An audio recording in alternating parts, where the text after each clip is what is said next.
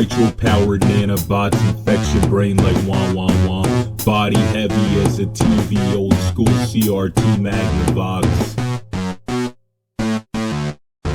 That shit splits your head like a clock to the block with a bag of lava rocks. I chill in the woods and watch the flocks, rocking Crocs, bumping the locks. And if your luck's on nil, then see the civility can be found in villainy. If the villain learns humility, our fate is what we will to be. Actions speak, the syllables we spill no longer mean they're spit to me. The definition of misery, I keep slipping when I keep climbing. So I'll keep rhyming as I keep trying. I'm tired, no lying, my behavior absurd. No denying it could play on people's nerves. At one time needed to be deep in a sea to sleep. Needed a drink to get a wink of a blank bling. And I still couldn't sleep, just overthink. And I still can't sleep, but I haven't drank in a week. I'm glad these walls that absorb my energy don't speak. If these walls had eyes, they turn them out and go blind. They spontaneously combust and turn themselves to dust. All the metal would convert itself to rust. What is trust? It's hard to trust, but it's also hard to be trusted if you keep fucking up. Oh well, trying to do creative shit now, like gluing a Hitler stash onto a Cyclops' forehead to give him a unibrow. Psychedelic spells sell well when the witches need their potion bottles refilled. High-skilled labor was reflected on the bill. I don't know what I'm talking about, try to decipher that nonsense now.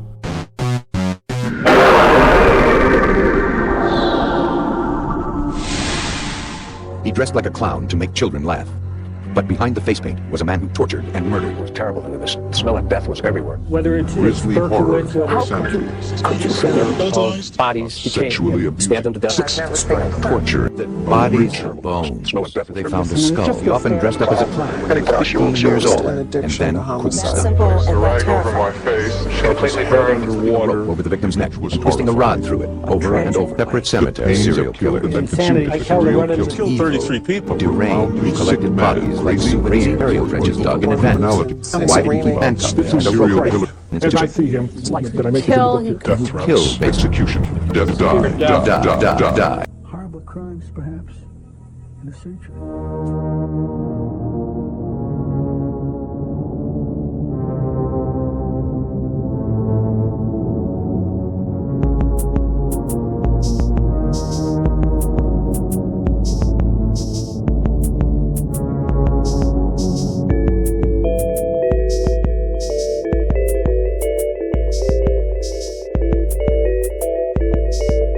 Now you see me in this next verse. The scenery is me and Fred Durst. And the matte black hearse scraping curbs, blasting disturbed. When on the roadside, by a road sign, we saw the hurt nurse laying in the dirt.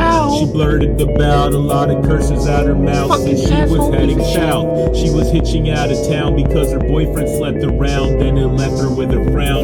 She was picked up by a man who was dressed up like a clown. Said she seen him driving his Crown Victoria all around downtown. He was unsound, but she didn't know until she decided to climb inside the Crown Vic last night and go for a drive straight into the carnival that goes on inside of a maniac's maniacal mind. All she remembers after she was strapped is getting a flat crack, spasming, and then everything going black. And as she thought about the bat with which she was slapped, she started to have a panic attack. So Fred handed her an inhaler from out of his fanny pack. He calmed her down and drove her back into town, vowing to track and kill the evil clown. Finding leads was easy, not many dressed like a clown, more than occasionally. Even John Wayne Gacy wasn't bozo more than he needed to be.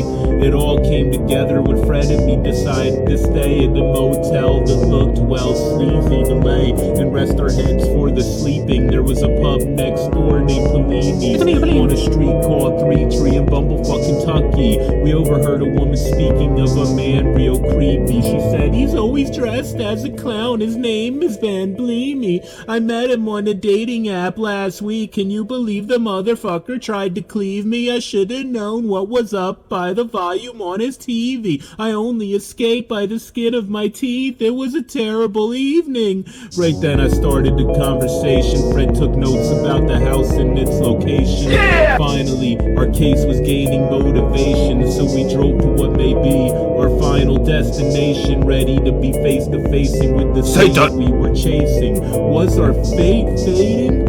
We pulled up to the place and it looked like it was vacant. We figured the occupant may be taking a brief vacation, so we stepped inside to try and find evidence of the maiming. A filing cabinet gave us information, a secret project he was placed in. MK Ultra, the CIA groomed him to be a secret agent. Right then we heard a chainsaw in the basement. We went towards the door and then he kicked it open, adorned in wicked face paint, wearing a clown suit with the emblem of a mason. He swung the saw at my face and missed it by an inch, so I pushed him down the steps with the quickness. Fred took the saw and we ran into the kitchen. We knew Ben would be back on us in a minute. I started to break stuff. I found a vial of oil to cause a spill. Splat. We heard Ben descending the hall for said, "I'll skin your ass raw." But at the door, Ben slipped into a fall. He cracked the cyanide molder still hidden in his jaw. We stood silent as we witnessed it all. Needless to say, we were baffled. This man who was such a handful just ran out of any time ample because of the mistake of his master's previous actions, filling his cavity with the poisonous pathogen. Now his soul's forever trapped in the place he did all of his savage ravaging in. No more tragedies in this part of Kentucky. And then me and Fred walked from the back of the house, talking about this game of cat and mouse. Then we hopped in the hearse and we headed back out, thinking what's gonna be the next cycle we're gonna be leaving stinking when we get to the next town.